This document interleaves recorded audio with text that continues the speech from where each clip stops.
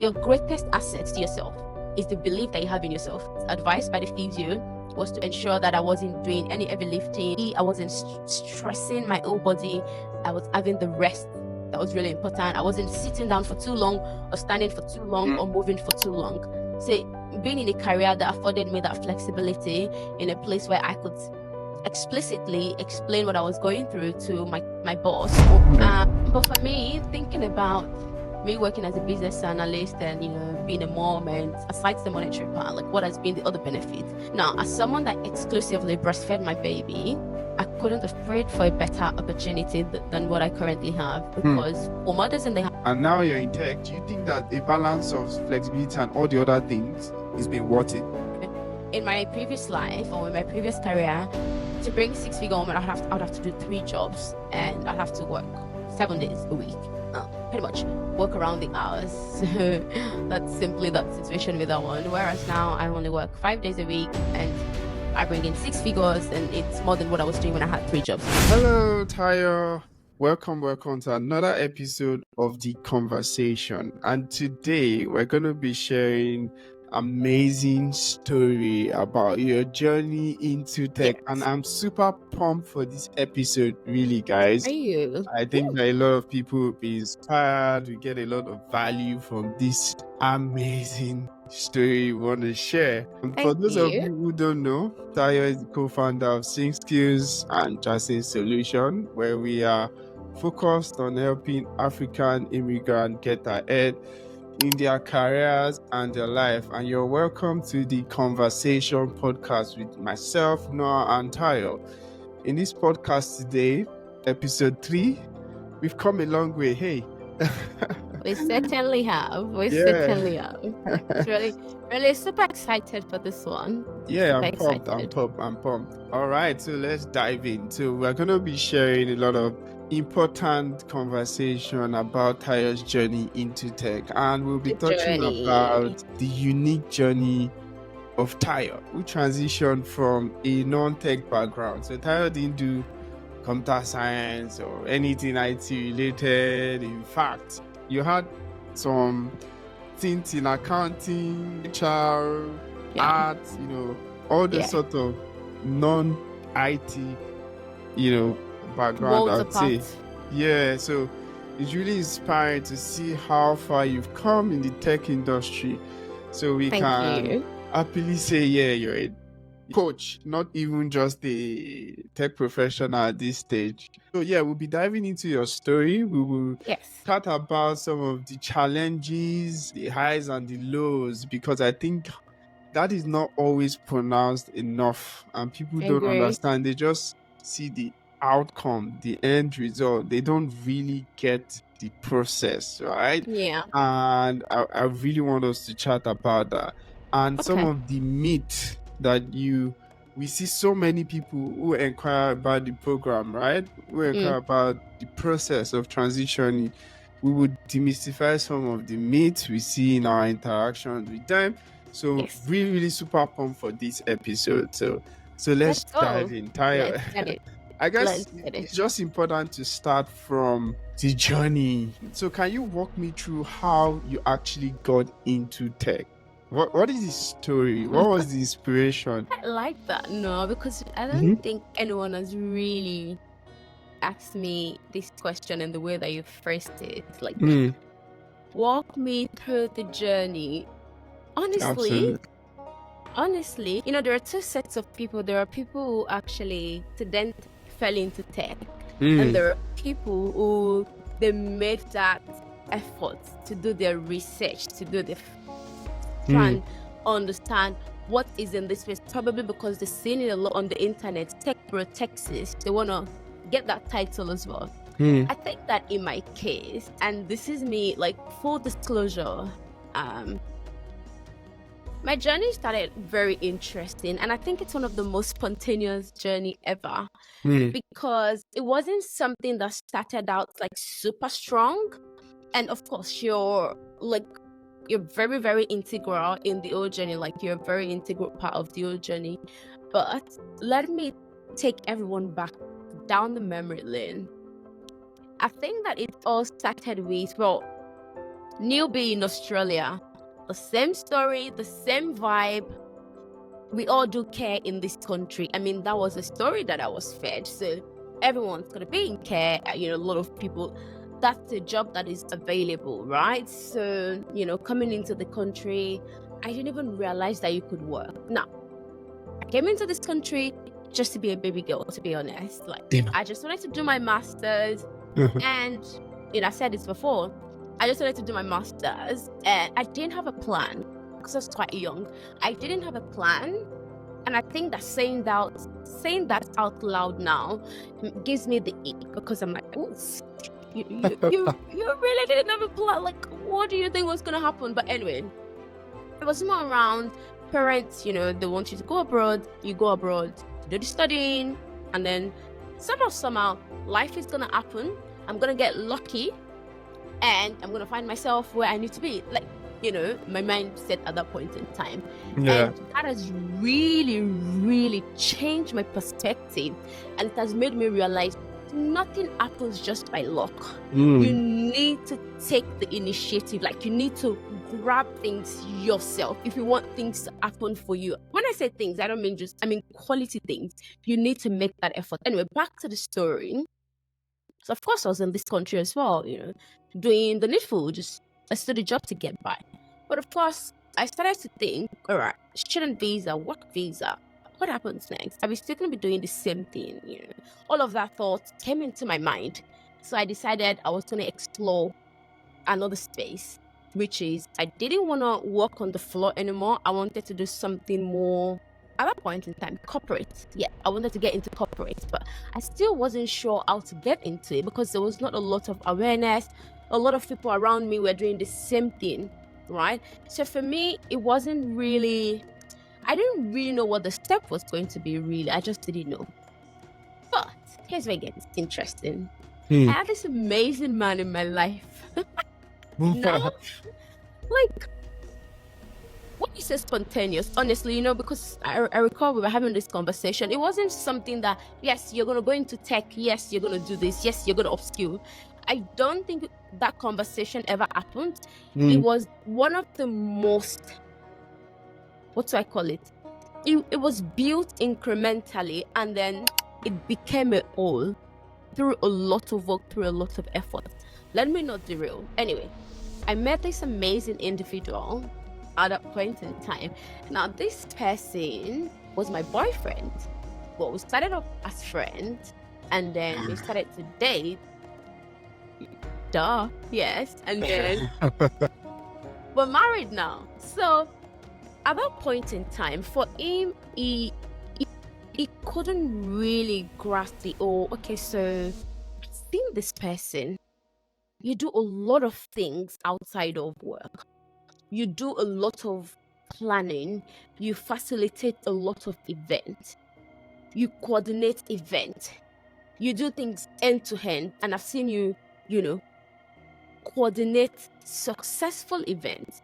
I've seen you run big events, with hundreds in the event. I've seen you spontaneously just run ceremonies, be the master of ceremony in events. And he had this belief in me and said, you are doing what you currently do now is not a reflection of your capacity. And I just cannot forget that statement, because for me, at that point in time, okay, yeah, what does that mean? What do you mean? It's you've got so much potential, and I just don't see you using that potential at its full capacity with what you're currently doing. And I was like, okay, so what are you thinking? What's on your mind? And he said, you're going to read the Scrum guide. Yeah. I was like, okay. Okay, so I read the Scrum guide. All right, what happened?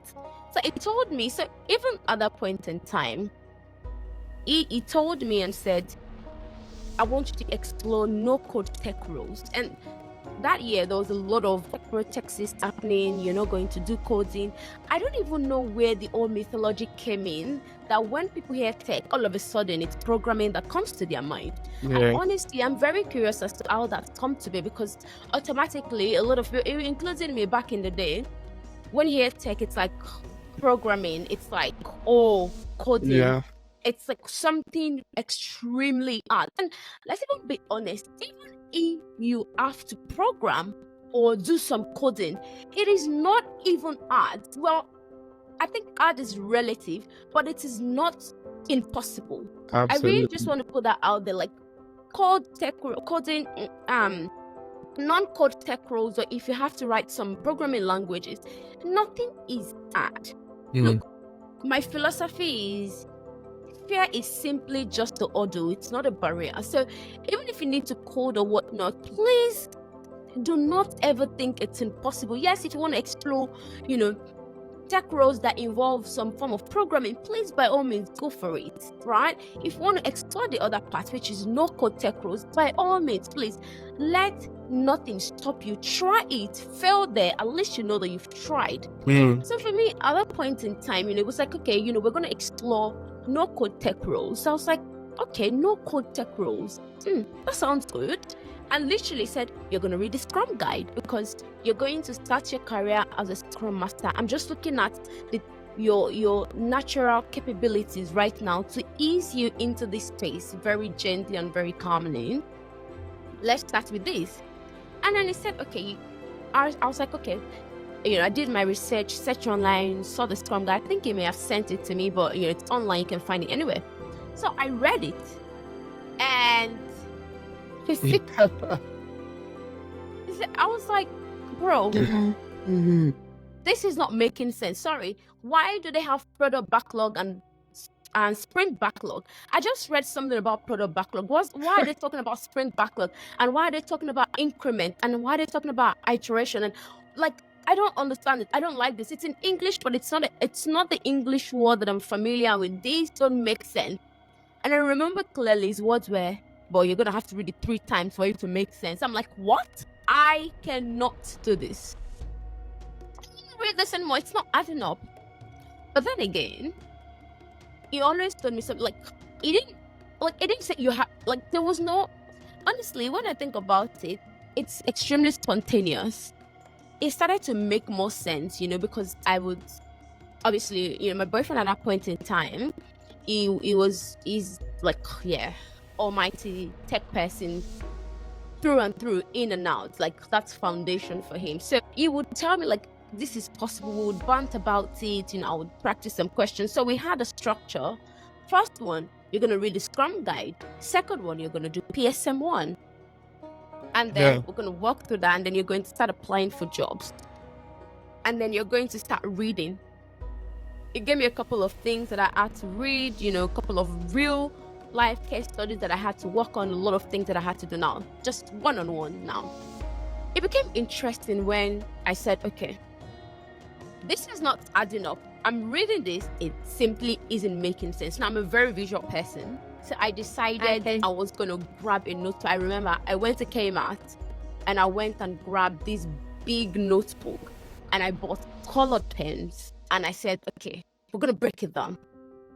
For me to really comprehend this thing, I need to bring it back to life. I need to bring it to reality.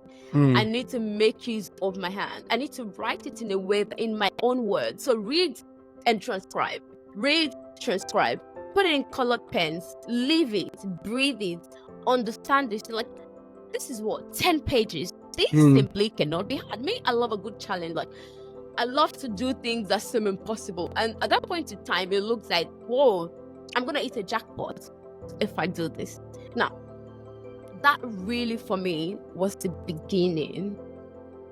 As soon as I started to pen things down, all of the different things that looked ambiguous to me in that guide, they started to make a lot more sense. And I said, oh, I understand this now. Really? Okay. I didn't think I could understand it, but I do. And then, you would gift me some stuff based on, oh, you done this, all right, okay, we achieved this milestone today, you have this understanding, we achieved this milestone today. So that really kept me going. Again, network is massive. So for me, that was the beginning.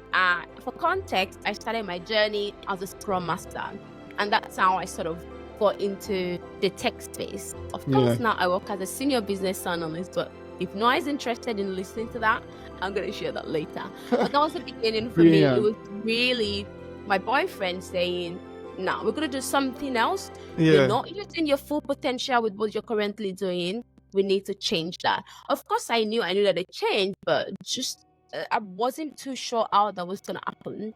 Yeah. And just having this person who was not going to, he just wasn't going to allow me settle for what was right in front of me, because he knew that there were other things that I could do. And of course, that really aligned with what I wanted for myself as well.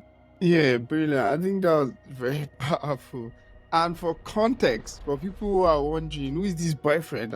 I'm the one, now husband. It is you. It is you. You, his boyfriend. Yeah, I'm the boyfriend. You're talking about me like I'm somewhere abstract.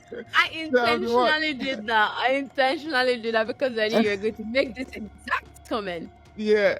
And to be honest, let me unveil the boyfriend. The boyfriend at a point in time, drum rolling, is now my amazing handsome husband. I'll take it. And the motivation for me at the time, I mean, I don't think we've actually ever discussed it this way. No, not explicit, because things happen those so times fast where basically you would not even have 30 minutes to eat and be happy, like, and digest that food, right? I remember one day, like, you ate and you needed to be on the road immediately for a shift. And I'm like, and there were so many nights where you've gone to do sleepless night and all of that. And it's not called sleepless night. Hang on, it's called sleepovers. Sorry. Yes. Yeah, sleepover. Active night. The point is sleepless night. Okay. Do you sleep when all right, that's funny. Anyway, yeah, so I didn't want that life for myself, because I was beginning to picture a future with you. Yeah, I was like, oh, yeah. Coming from, I was still in Nigeria then, right? And I'm like, yeah, I'm gonna marry this girl in my head. So I'll be were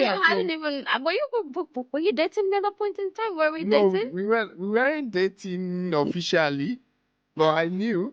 Anyway, story for another day. But I knew that, like, when we're going to be together, I don't want that life of, oh, you come, you have to go from shift to shift to shift to shift. I get it. That's the system. But I don't want us to conform to the system. And we'll still talk about, not conforming to the system. Yeah. Especially if you have great potential, vision for your life. For example, I highlighted, I'm like, nah, this girl is too smart. This girl has done a lot of things to be doing this type of job where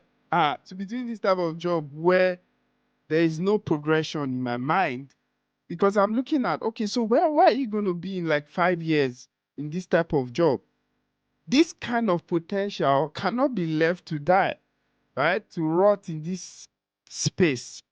In this other space, there's exponential opportunity for you to grow, right? To innovate, to succeed, and not hit the ceiling. I remember one day I heard like abroad there's really a ceiling for immigrants. And I'm like, nah, I refuse to accept this. Because I've seen a lot of immigrants who are tech founders, That is my own experience. Like, I'm like, if I ever want to travel or I need to explode in my thinking. I need to find the company or an impact or something that'll be of greater impact, not just settle to the system. Another one is like, you can't be rich abroad. You make money, they collect it back and all of that stuff. I'm like, well, there are people that are rich, like genuinely rich. They make so much money, and they become rich. I don't want to be able to project my earning in the next couple of years, because I know if I get promotion or these hours, if I do it this much, I will get this. I want to be able to grow exponentially. You get what I mean? Absolutely. And do that with you as well. Like, so that was not the life, and that was like the motivation. Like, nah, Tayo has too much potential, to be in this. But let's talk about some of the. I guess we should talk about some of the challenges again, because this is something that a lot of people don't highlight, right? There are clear challenges during transition process. And we've seen that time and time, at Sync Skills, where we have so many students we are coaching and mentoring, and sometimes life happens, sometimes, a bit of no during interview, or, some things just like happen and they're like, geez. Can't do this. This is hard. The guys that are successful are the ones that keep going, keep putting the effort. But I'd like you to share some of the challenges you faced, during that process. And like, what were these challenges, if you can list some of them? Yeah. I mean, of course, the first one is really the change. That's a big challenge. I'm going to start doing something that I haven't done before. I'm going to start to learn. I'm going to need to dedicate some time. I'm going to need to put in a lot of hours into this so I could build my knowledge. Because personally, for me, my confidence is built from my knowledge. So my knowledge drives my confidence. So if I'm a little bit shaky on something, because I don't have a lot of knowledge about that. But really, for me, is I've come to an understanding. I mean, at that point in time, I didn't know this, but of course, as you grow in life, you come to realize a lot of things. Now, here's it: there are people who see what they want, and there are people who see what stops them from getting what they want. Wow. So for me, I decided to see what I want and block out the other things that may stop me from getting what I want. Really, that's the biggest thing. The mind shift was the thing for me. Now, when you talk about challenges, of course, you're working. You still have your bills to pay. Time is the greatest enemy. Oftentimes, there was no time for me to commit to this. And I know that even back in the day, you would assign some tasks to me. And sometimes I wouldn't deliver at the time that I was meant to deliver because, well, I was busy working. I had a lot of things to do. But then when I had the mind shift, I moved from my boyfriend wants me to do this to I want this for myself as well. So that ensured that everything that you were doing in the background, I could embrace it because I wanted it for myself. So the biggest thing was I moved from they wants me to do this, like, this is nice, it's good. I moved to it wants me to do it beautiful. I also want this for myself, right? So for me, at the starting point, at the beginning, was really I don't have time to learn. I don't have time to study. So that was a big challenge. But then when my mind shifted a little bit away from just you wanting it for me to you wanting it, and also I also wanting it for myself, I went on leave. I started to strategize. Taya, you need to go on leave. You need to block out a month for this. You need to block out time. You need to do this. I had alarm on my phone that would tell me time to read every morning before I did anything. After I woke up, as you know, my personal care is very important. I'm the girl that wakes up at 6 a.m., goes to have a shower, even though she's not going anywhere, clean my body, get dressed, and start my day. That's literally how my day starts. So back in the day, I would do the same thing. Wake up, pray, of course, talk to you, talk to family, talk to friends, and then start reading. My alarm would literally tell me time to read. So that's the tag. So because I knew that I was fighting a big enemy there, I was fighting myself. Like, nothing is hard. Really. That's my philosophy anyway. Nothing is hard. I moved away from this is hard to this is hard right now, but I'm going to learn and I'm going to be able to do it, right? I moved into that growth and positive mindset. I had Bible verses all over my notepad. I can do all things. I cannot forget this one. I can do all things through Christ my strength. And I circled the all things because I needed to constantly remind myself. Because again, let's be honest, when you're doing something new, it's very overwhelming. It's challenging. There's a lot of things going, especially in my case where I was self-learning with one-on-one support from you. It was quite intense, and I was sort of like on that journey alone at that point in time. It wasn't like I had another partner, like, okay, maybe like a study buddy or something like that. So I needed all the things that would keep me going. The mind, I created the time intentionally, because again, the time was not just going to suddenly create itself. all of my schedule would not suddenly just cancel out themselves because now Tyra is trying to upskill. I needed to make those things happen. Do you understand? So for me, I think I would say the biggest challenge was really my mind. Could I possibly do this? If I was to write my story 1 year after I made a decision, would I have been able to achieve it?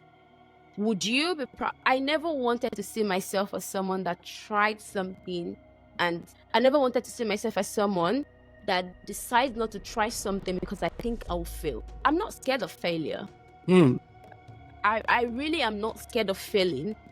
What scares me is me not wanting to try, and that's why every day I wake up, I love your phrase, in which is punch fear in the face anywhere I see it, because it is simply just the ordeal that will pass. It really isn't a barrier. So for me, I didn't want to be associated with someone that couldn't do something, or someone that couldn't even attempt to see if I was going to fail or not.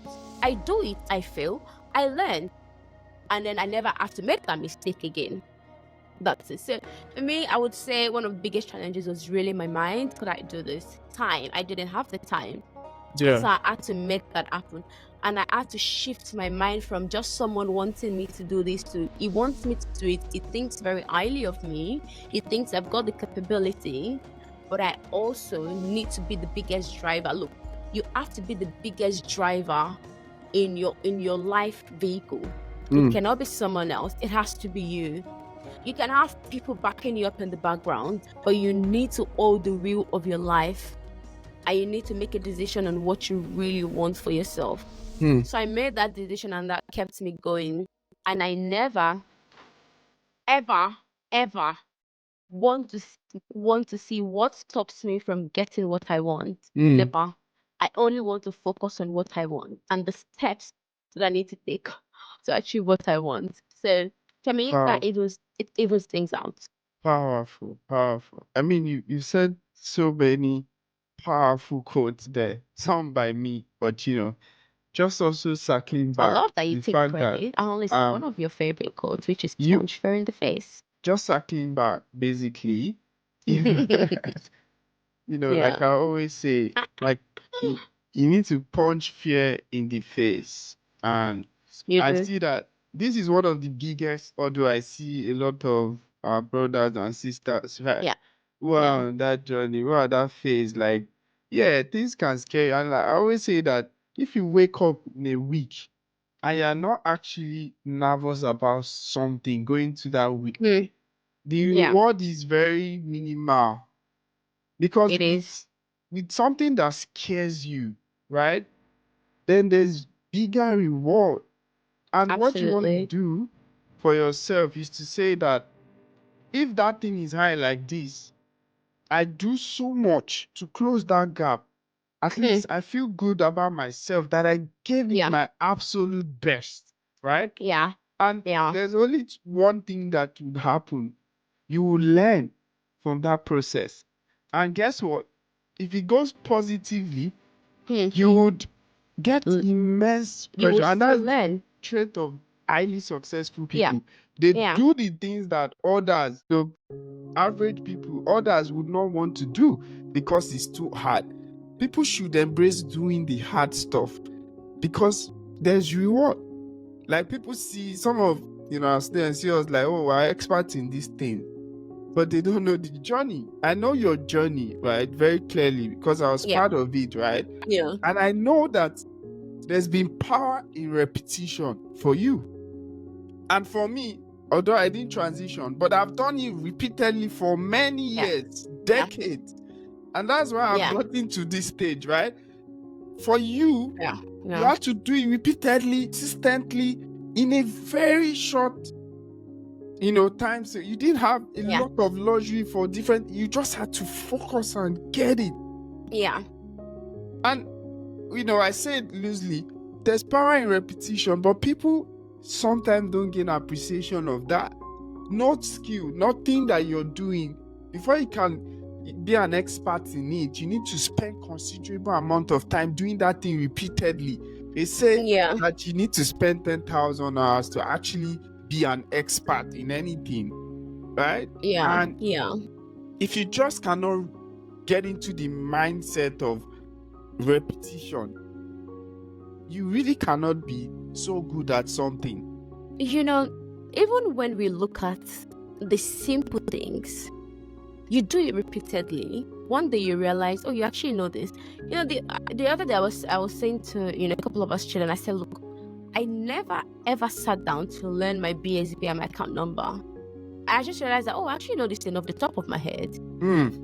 Like a lot of my friends that I call very often, I never sat down to learn their number. My husband's number, I never sat down to learn your number. But I just realized that, oh, I was filling the form and I could actually recall it in like it was stored somewhere in my memory, and I'll leave that to the medical people to tell me where that's saved. But it just speaks to the fact that there's perfection in repetition. Like anything that you do constantly, consistently, repeatedly, naturally it comes to you. And even when I tell people, even when we're in interview prep, and I say to people, Yeah. you're telling me about yourself may look very daunting because you're trying to cramp up a lot of things in a 2 minute delivery. You're trying to sell yourself. So you Yeah. want to pick on the valuable things, but I also know that sometimes there's that battle in your head because the things that you want to say, your brain is not producing that information. But the more you learn it, you read it, you sing it, you turn it into voice Repeat. notes, you listen. One day you realize, oh, I can speak about this without even thinking. Cut out the and the I'm a busy, like cut out all of that, filler words.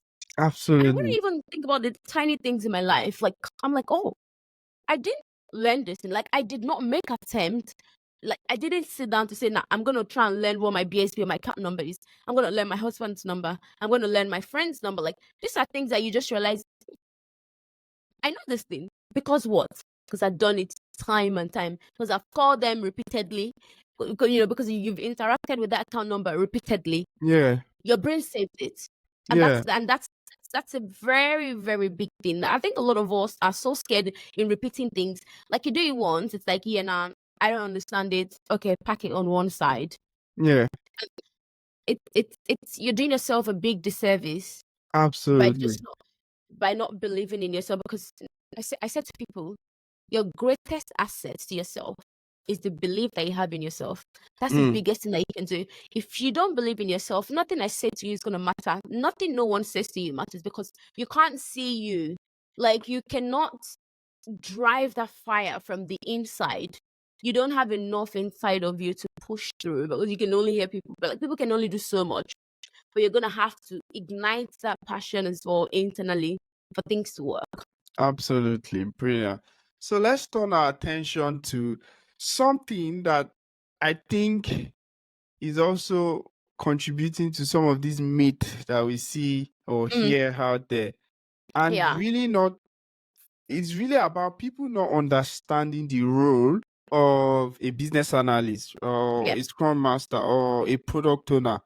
Yeah. So I want us to really, just articulate that like in a very relatable way. Of course, Yeah. we're not gonna say business analyst is this and just Yeah. relatable things for our audience, right? So Okay. what does you want to start with Scrum Master, for example? What Okay. is their role, primary role, and then we relate that with example, maybe sharing your experience as a Scrum Master. Sure. I mean, so let's think about something non-technical right now. I think that's gonna really help everyone to understand it very clearly. Yeah. So, and let's use the context of a wedding ceremony, for Mm. example. Let's say, for instance, you have a wedding to plan, right? For your big day, you have a couple of things that you need Mm. in form of requirement. There are a couple of things that you want to see as the bride and the groom, right? There's a lot of things that we need to put in place to make the day Yeah. solid quality. Let's think about how a scrum master comes in to play. Perhaps I'm going to do versus business analyst using the same wedding ceremony. Now, I'm the bride, you're the groom. Mm. We've got what we need. Our wedding is on the 10th of June. Okay? Now, we have a lot of things that we want to plan, that we want to do. I love me a dreamy wedding. wedding, dreamy wedding. We want a dreamy wedding. We want to have DJ. We want all of these amazing things. We want different sorts of menu. Now, a Scrum Master comes to play.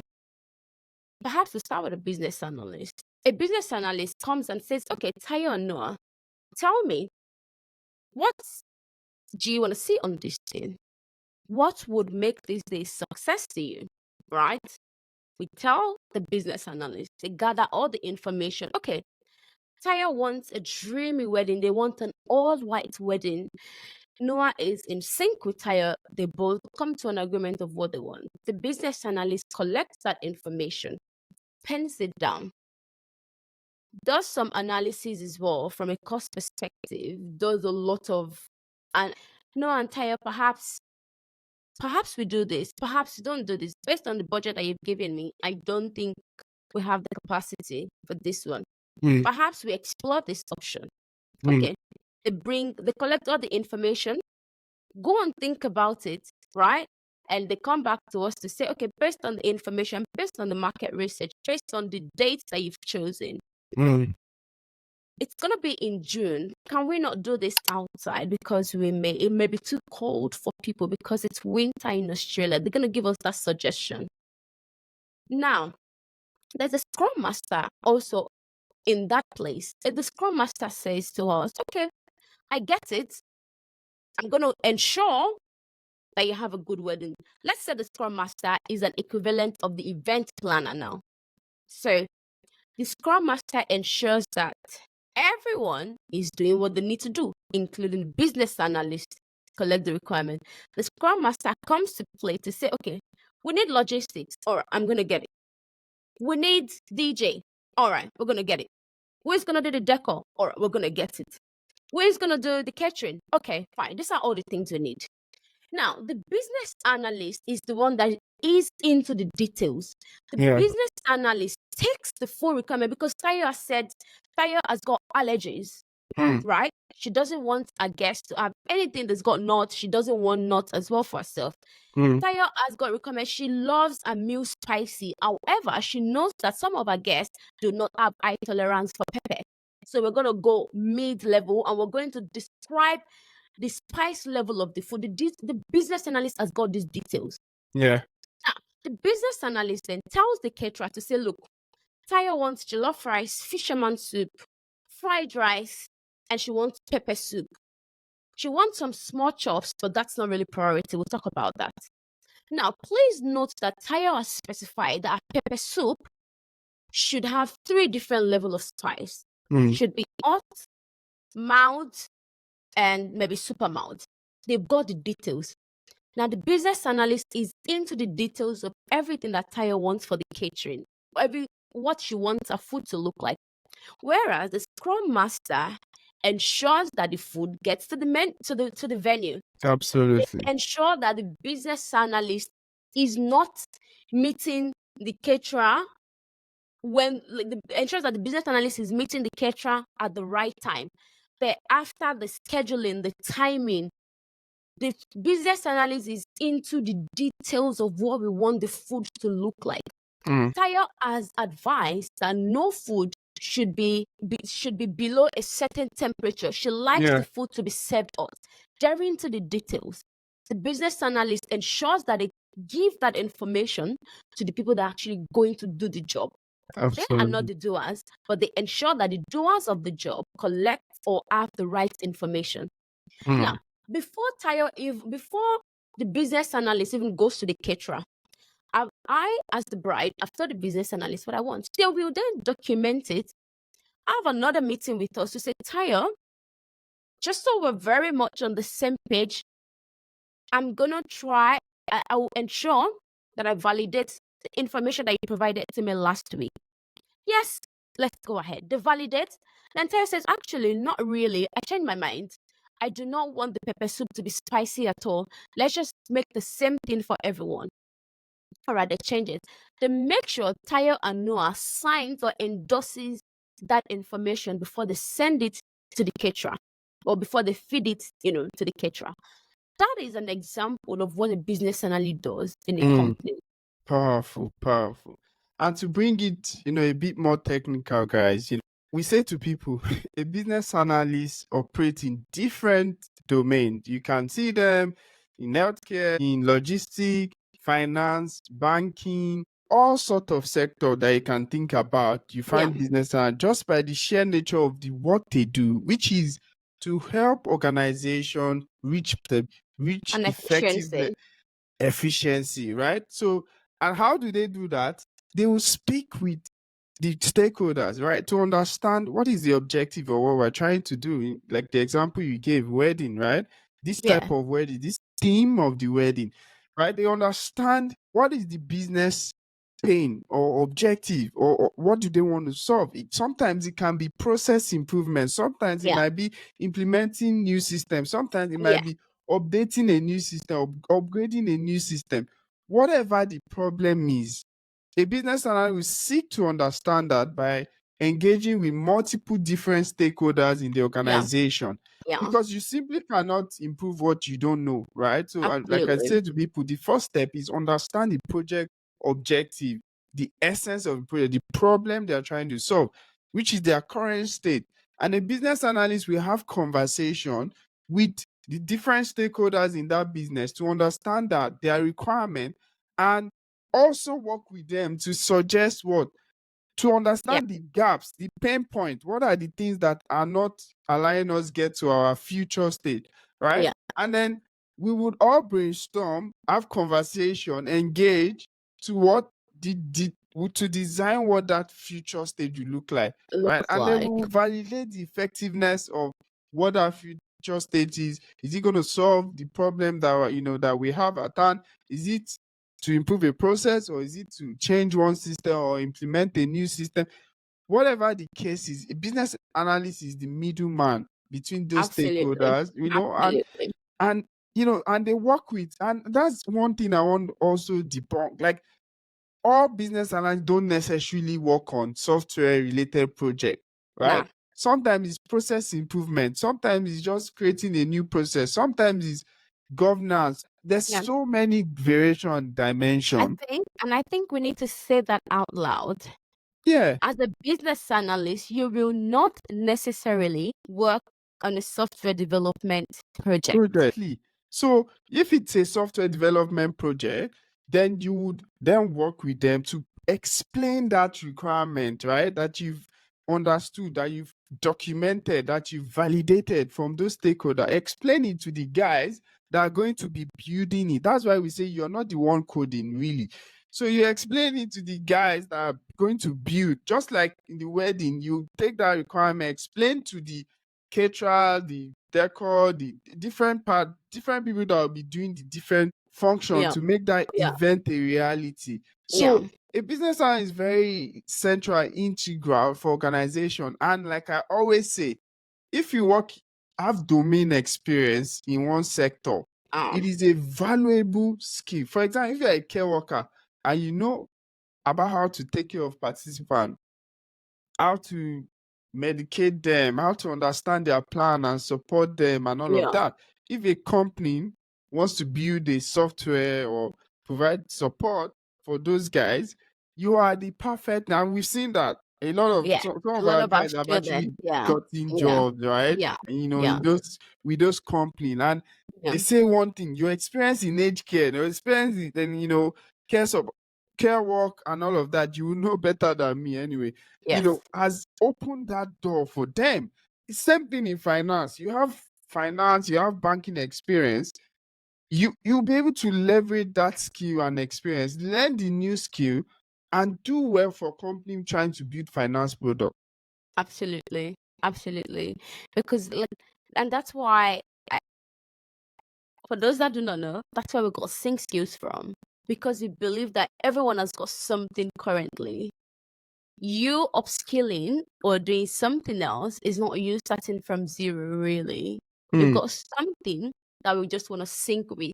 So that domain knowledge comes to play. And even if you do not have the domain knowledge, you can learn anything. Your superpower Mm. is in you being able to research, being able to be adaptable, doing things that you haven't done before, doing new things, exploring new opportunities, and just seen your mind blown, Powerful. honestly. I wanted to touch about, and I think this will be the last thing. Yeah. So I want to talk about your journey Okay. on the 491 visa, right? Okay. So how Yeah. was that process? Yeah. Because again, we see so many people inquire and say, hey, I'm on the 491 visa. Yeah. Will I Yeah. ever be able to get a job in the Mm, I'm like, hey, calm down, slow down. Hey, slow down. yeah. Now, you are on a 491 visa. So tell me, how was the journey like when you were trying to get a job in tech? Combine the fact that you are transitioning at that time, and then now you're trying to get a job on this visa that has restriction. For people that don't know, 491 is a type of visa that has some restrictions. You're not allowed to work in the major city like Sydney, Melbourne, Brisbane. So it's a regional type of visa. So you're only allowed to work, live and study in regional Australia. And why that is important is because a lot of organizations are actually concentrated in those big cities, Yeah. Victoria, Melbourne, Sydney, and Brisbane. So Yeah. with that restriction, your bucket is somewhat limited, It right? is. So It walk is. me through that journey. Shout out to the 491 visa holders in the house. Hey. I mean, it's about the 491 visa. I have a love-hate relationship with it because there I are days know. I'm like, yeah, whatever. Thank God. And there are days I'm like, oh, this is annoying. This is annoying because, I mean, I already gave the context, but 491 visa comes with a restriction. Now, it's a pathway to permanent residency, but before you get there, I think you need to be on it for 3 years. Now, in those 3 years, you are not allowed to live, work, or study in the major cities. So you only are allowed to work, live, and study in the regional area. So, with that understanding, for me, it was a little bit challenging because I couldn't just go on Seek and apply just like any other person, or go on Indeed and just pop out applications. I had to be strategic for me to increase my chances. Now, I tried a lot of stuff, and this is just my story. Look, there's lots of things that can be done, but one thing that I want you to know is the 491 visa is not a barrier. It's not a limitation. It's another hurdle that will pass. So you just need to stay focused, laser focused on what you want. You need to try every single thing your way, i.e., before you apply to jobs. Now, I tried 3 things. Number one, I would narrow my search to only jobs that are situated in a regional area. I tried it. Okay, I wasn't quite happy with the outcome. Then I decided, all right, I was just going to apply to all the jobs available. But then I realized I'd go for an interview, I'd be successful. And then it's like, sorry, mate, can't give you the job. You have to be in the city. All right, okay, that's not working. Then I decided, all right, I don't want to waste anyone's time. I don't want to waste my time. I don't want to waste their time as well. Before I apply to any job, I search for them on Google. If I don't have enough information of that job on the job platform that I've seen them, I try and target 2 things. Do they have other offices in other states, i.e. Adelaide, i.e. Tasmania, i.e. NT, Northern Territory, i.e. Perth? Do they have other offices in regional areas that I can explore? Do they have offices in New Zealand outside of Australia? Do they have other offices outside of Australia? Now, if I get a yes to if they have other offices in other states that are also considered regional area, that's number one tick on my checklist. I'm going to apply to that job. Do they have offices outside of Australia? Amazing. So that means they've got diverse teams. So that means I can pitch myself to them. Well, first of all, is do that layer research. So that's 3 steps for me, right? Once I do that, once I did, especially my last strategy was to check if they had other offices in other states that are considered regional or outside of Australia. Because in my head, what I'm thinking, if they got offices outside of Australia, then that means the team will be diverse, they'll be mixed, i.e., I have an opportunity to work from home, which means I can have my house address popped on my contract. I mean, that's not the first thing I say to them, but at least I'm planning even before I go into the interview. Now, for every time I did that, I realized there are actually lots of companies. Number one, they will not tell you there's work from home opportunities, and they may not necessarily call it out that they've got branches in other headquarters in other states or in outside of Australia. So that comes with you doing that extra work, which is one of the challenges of funnel. I mean, every other person that do not have the restriction would solely just focus on putting out quality application, just focus on optimizing their resume. But with the phone, I will know that you gotta enjoy the process because you're a special breed. We are special breeds. Even on that visa, we are quite special. Okay, so you need to see yourself as special. So you need to do that extra bit of work where you're checking with. It's just to, just so we don't waste our time. So for me, that was the biggest strategy, is to try and strategically put myself, because that also helps me to take those jobs more seriously because I know I'm shooting a direct shot. And one thing I always say, when you pitch yourself nicely to recruiters, when they're falling in love with you, they'll bend rules for you. Right. And I've had rules bent for me in the past. I mean, I've gotten rejected as well to say, oh, Taya, we checked the visa, we've consulted with our lawyer, sorry, we cannot give you this position. Which makes you feel really bad. I mean, you gotta move on. So I've also been in a situation where they've told me, oh, we don't usually allow this. We don't usually allow people to work interstate. Yeah. But we would be insane not to hire you, was what the recruiter said to me. So again, there's a blend of things. So you need to come correct, like Nigerians like to say. When they say come correct, you need to come with big energy, such that they will see you as an asset that they do not want to lose. When shove comes down to shove, and it's like, actually, we don't typically allow people. There's someone on that panel that loves you. They're falling in love with your brain. They will make exceptions for you. Now, I know that may not necessarily be everyone's story, right? But I'm saying that there's a chance that can happen. So essentially, you need to be strategic with your application, but not overly strategic. Now, even though I saw some jobs that said Brisbane City, this one city, I still apply to them. You just never know. But I was very strategic about the ones that I knew that if they called me and they were happy to proceed with me, I would not be in breach of my visa. So two things there. I did not totally ignore the ones that were also in the city. But when you think about priority, they were low.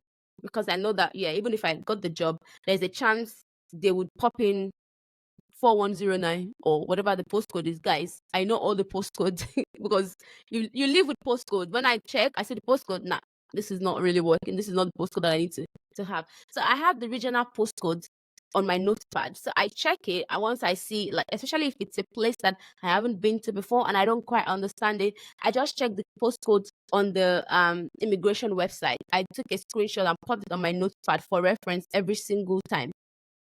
So again, it's all about the strategy. So for me, I apply to those ones as high priority. I make sure I put everything that would increase my chances of getting called. Now, the other ones where I know it's a 50-50, I still put in my energy, but I know that, yes, it's a bit low. So again, the others, the challenges, but you have strategy is what I'm trying to say. Powerful strategy there. And now, thankfully, I think implementing these strategies, you got several offers. You had to turn down a couple because of 491 actually. But you currently work with one of the leading financial customer bank, as you say, in Australia. Actually, member-owned bank. Member We like to call it bank. Okay. We're still working with the TOV. We're still working on the TOV, but at the moment we'll go with member-owned. Yeah, so how's that experience been for you? And I want to link it to some of the major challenge, African immigrant face here. But how has it been?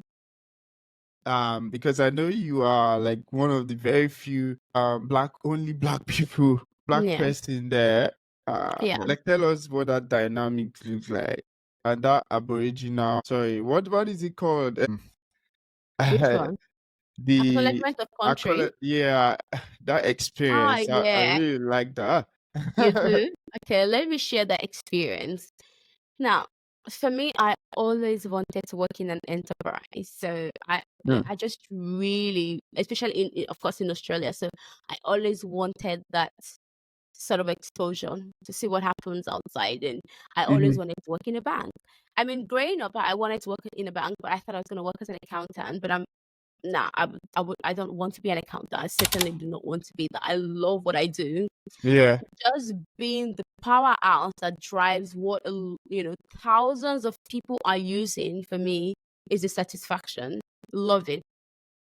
Thinking about my experience here as, I think, the only black girl.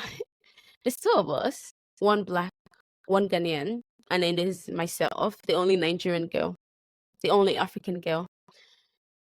It's been good, especially because I'm being associated with excellence on the Mm. job. I get a lot of awards and accolades and just people shouting my praises. And I do ascribe all of that to God, because I always say this. At the beginning of this year, I said to God, in the, what do we call it?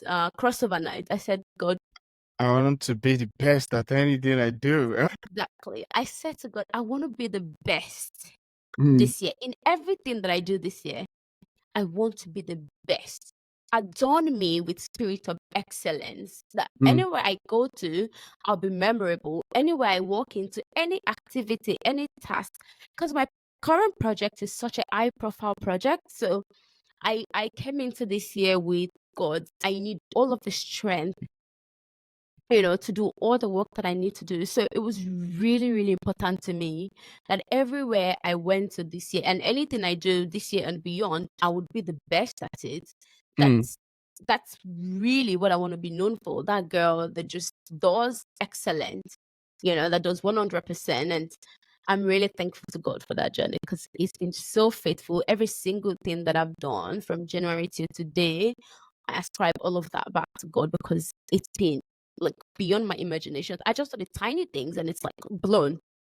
Yeah. So for me, that experience has been really good. I knew that as a black girl, it was really, really important, because I don't know if this is just a mind thing or a perception thing.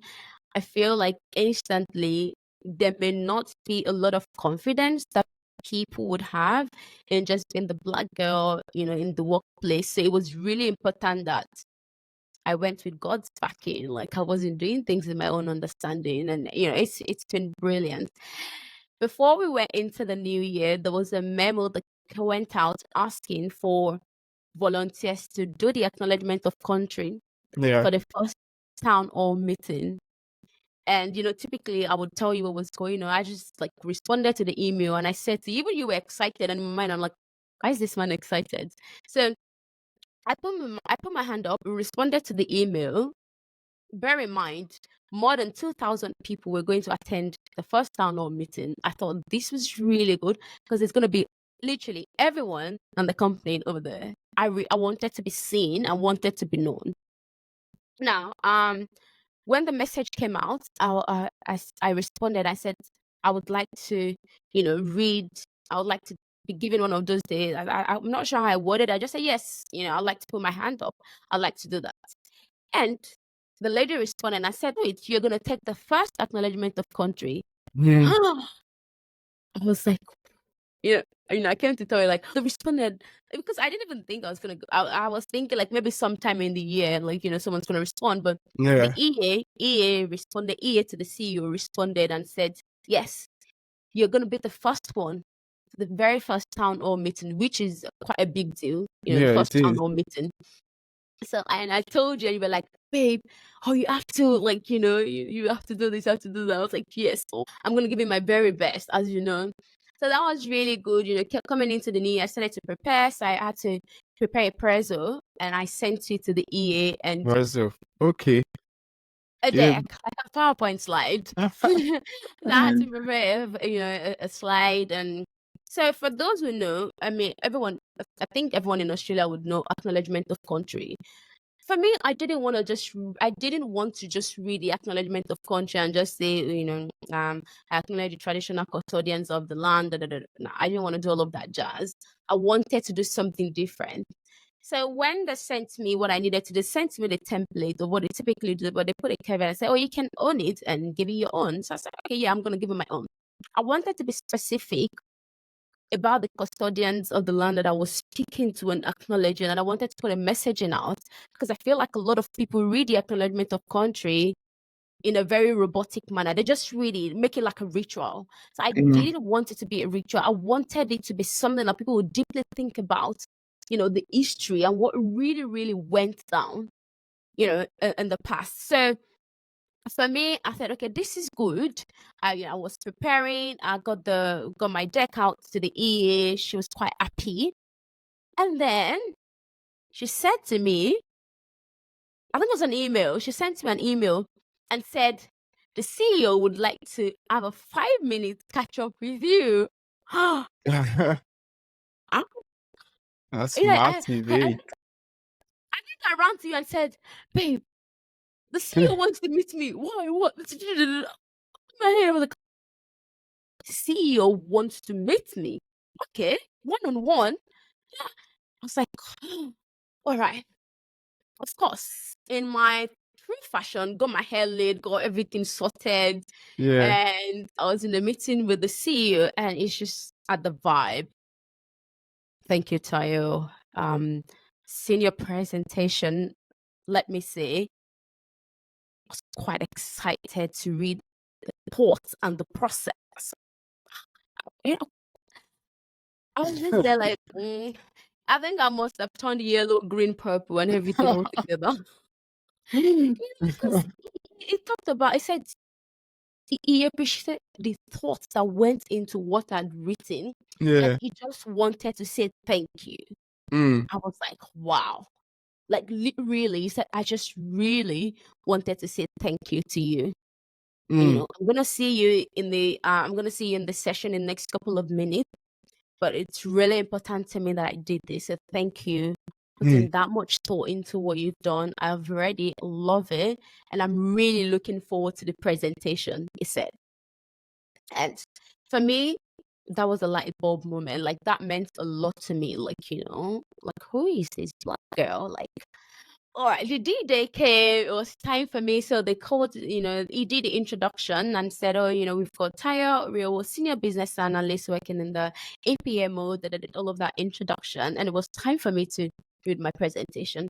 So I did my presentation and I took my time and I got everyone to think about it. And I just reiterated that, look, this is not just another recitation. This is not a ritual. This is more than just something to get right, more than just a protocol.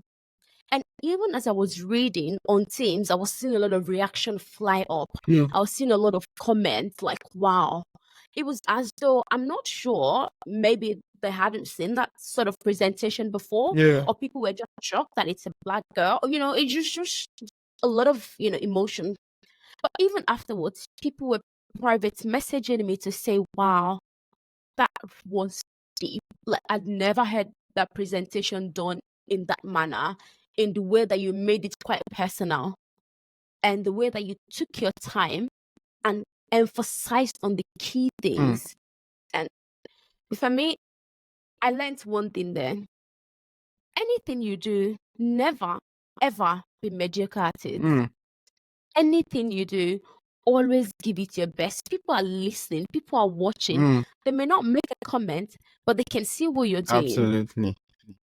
For me, it was just as part of my goal for the year was to exude that spirit of excellence. And I just didn't want anything less than that. Great.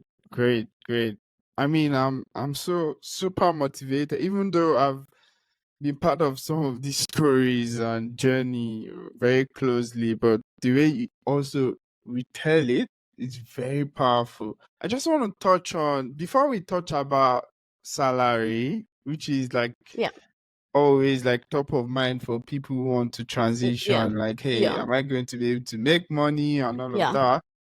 I just wanted us to talk about like as a mom, like as a new mom, Yeah. do you think all this journey has been worth it for you? Like beyond the monetary terms, which we'll Yeah. go talk about next, Yeah. what are the other things that you actually get, as somebody now that works as a senior business at one of these amazing bank here in Australia, and you also run a tech company, Yeah. all of these things that people don't really understand. Yeah. Yeah, tell me, walk me through that. As a new mom, the other day, I think last week, Yeah. one of a very influential stakeholder on my project said something, and it got me thinking. She said, "You are all doing amazing. Just take, for instance, look at Tayo. She's got an 11-month-old. She shows up and does the work in a brilliant manner. I don't know how she does it." And this is someone with like 4 children, grown-ups. Hmm. And to me, because sometimes you do something, you've done it time and time and time, you don't even really understand you can't see what other people are seeing, Yeah. or you don't even appreciate your own strength, right? Yeah. Because I mean, I started working, for context, I started working 3 months post, what's the word now, postpartum, or what do they call it? I think But postpartum. I yeah. started working 3 months postpartum, and just Yes. someone looking at me on the outside thinking, what you're doing is massive. Apparently, in Australia, most people do not start working until 12 months after. So Hmm. they give themselves, 1 year, just to, which I think is extremely important if you can. It is, yeah. Um, but for me, thinking about me working as a business analyst and, being a mom, and aside the monetary part, like what has been the other benefits? Now, as someone that exclusively breastfed my baby, I couldn't have prayed for a better opportunity than what I currently have, Hmm. because for mothers in the house, if you're exclusively breastfeeding, you need to be consistent, with what you're doing, or you find a way to pump out the extra milk. Otherwise, you're gonna get sick. Otherwise, you're gonna, end up with a lot of pain. So for me, being in a job that still allowed me to exclusively do that, do my work from the confines of my home, where I could just go on break, give my baby the necessary care, go back to work, was a blessing. Hmm. Especially because it was even an uncharted territory for me as a new mom. I wasn't quite sure. Everything looked a bit daunting. I was really scared, when you have the clogged duct, or engorged, or you need to go to the ED for suctioning or something like that. If you end up with clogged ducts, a lot of things is going on in my mind. So just really having the opportunity that allowed me to still exclusively do that, spend that time with my baby, give my baby the food and everything that my baby, needed at that point in time, is something that money cannot buy. Hmm. I just couldn't, I couldn't trade that. You couldn't trade that for anything else. So for me, that flexibility was extremely key. I was still able to be a mom. I didn't have to work on, like, when my baby, I haven't slept 24 hours since I had my baby, which is quite interesting thinking about it now. Like, I haven't Yeah. slept 8 hours, of a night time. We both haven't. Wait, So I thought you leave me out. Hey, I'm but sorry, no. No, you do an amazing job, grabbing things for us and bringing these and just waking up and feeding baby as well. So we haven't slept 8 hours. We haven't fully slept all through the night. We always had this beautiful interruption, as I like to call it. So, for 1 year, we've had interrupted sleep, coupled with the fact that sometimes we sleep really late. But just being in a job that afforded me the opportunity to still get 1 hour, extra sleep in the morning from like 7 to 8, or 7 to 8:30, and then I get dressed in my true fashion. I need to have my proper care in the morning for my day to start. Otherwise, my brain just doesn't start. So being in a job that allows me to do that is a true blessing. Hmm. Money cannot buy. Before we go into on figures, I just wanted to go into one of the most vulnerable thing that Yeah. I think we've never shared. And Yeah. yeah, let me know if you're not happy to share that. But Sure. so during our bed, you suffered this thing called 3/8 tear. Yeah. For us, it was a traumatic experience.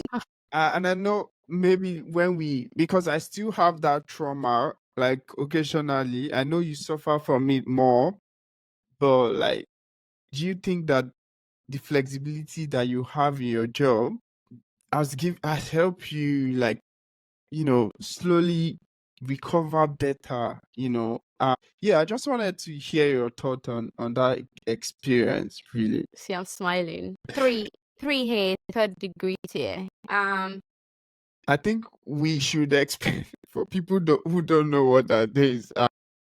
Okay.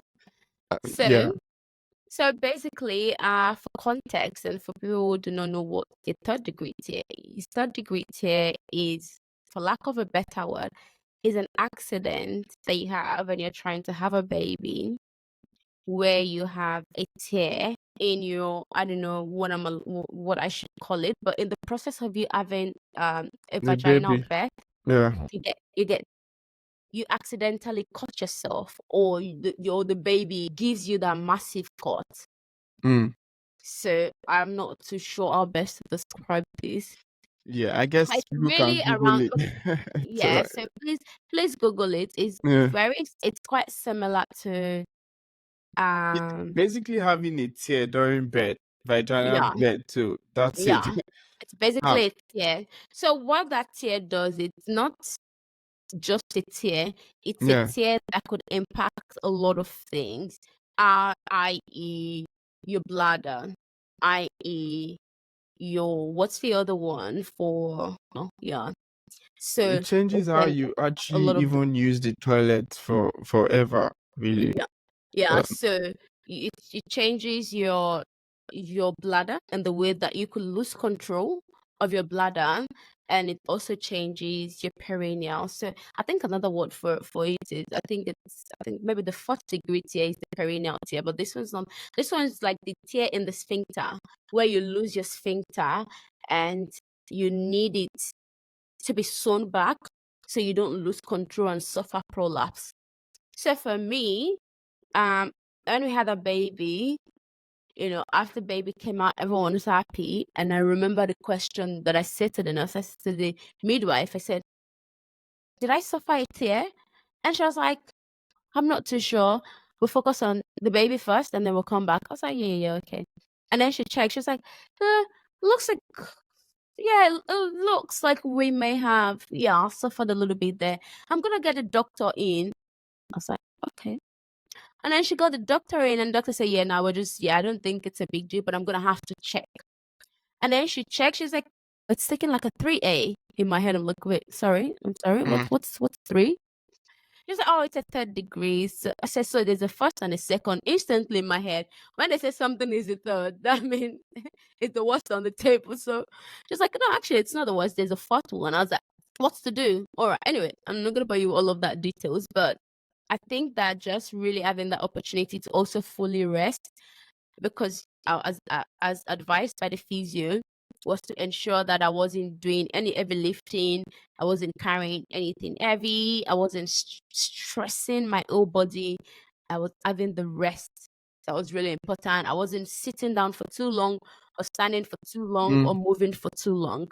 So being in a career that afforded me that flexibility, in a place where I could explicitly explain what I was going through to my boss or my project team, or some of the close knitted stakeholders I was working with, was a massive advantage.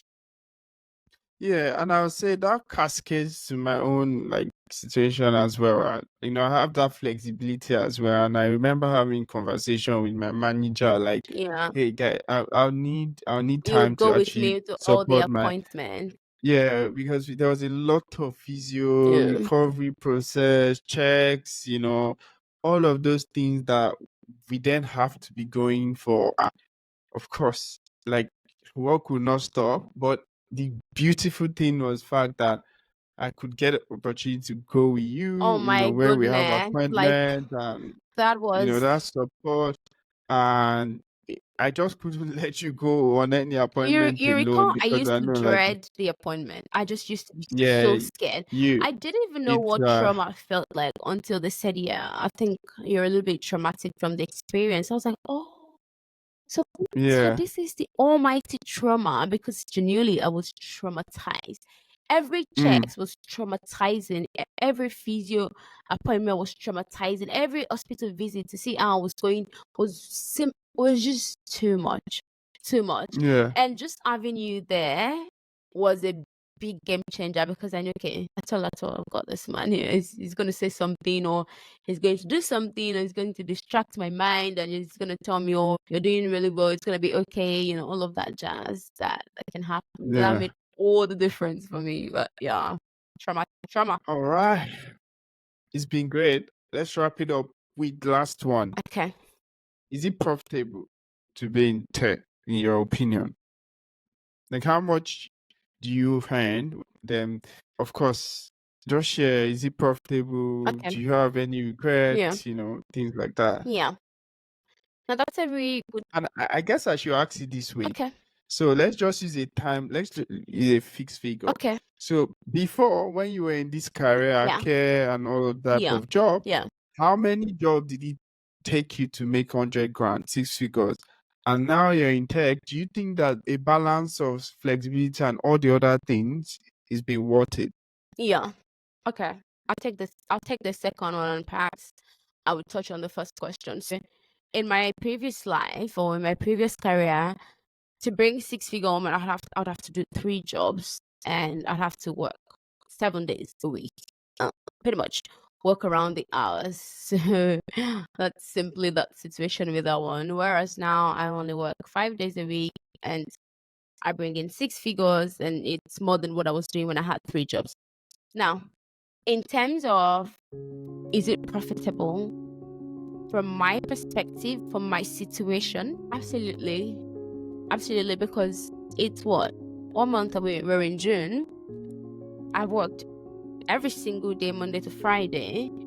I've done most of my work. I've only been to the office 3 times this year. Yeah, we're in June. Yeah, so I've only been to the office 3 times this year.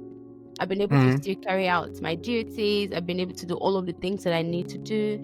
And let me say, I absolutely love my journey. I mean, being a Scrum Master, not working as a senior business analyst. I'm going to be God knows what I'm going to be doing this time next year. So stay tuned. Yeah. It just speaks to the versatility of this space. So yes, profitability 100%. The money is good, flexibility is good. So whether or not you want more money, yes, there is a space for you. Whether or not you want flexibility, this can give you that. Whether or not you just want a career that affords you to do new things every 365 days, this affords you. So yeah. Absolutely. Yeah. And if you want to be a business analyst, you want to get into this career like Tayo and myself, and you're scared, you're nervous, you're feeling like out of place, have all those limiting beliefs. Yeah. Come talk to us. We can help you get started. Absolutely. Trust me, it's not difficult. And I hope that this story, Tayo, amazing story, has inspired you. Yeah, please, if you've gotten value from this podcast, please share, like. If you like to collaborate, if you like to share your story as well, reach out to us and we'll make it happen. Absolutely. I think that everybody's got an amazing story to share. I agree. And this is the conversation. Thank you so much for watching and listening. We'll see you in the next episode. Please subscribe, share with your friends, and speak to you soon. Thank you, Tayo. Thank you. And do not forget to like, comment, share with your friends. Thank you.